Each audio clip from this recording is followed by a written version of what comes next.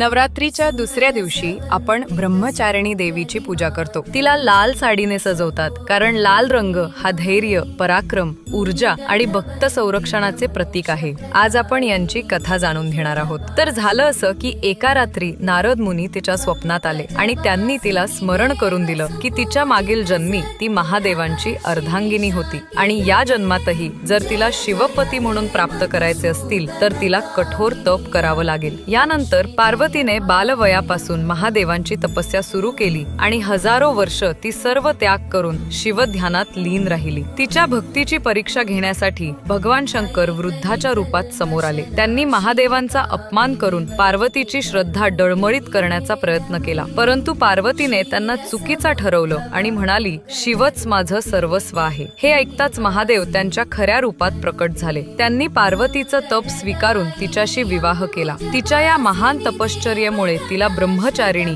हे नाव प्राप्त झालं। हातात कमंडल आणि जपमाळ घेऊन ती आत्मनियंत्रण आणि अखंड भक्तीचं अद्वितीय प्रतीक आहे।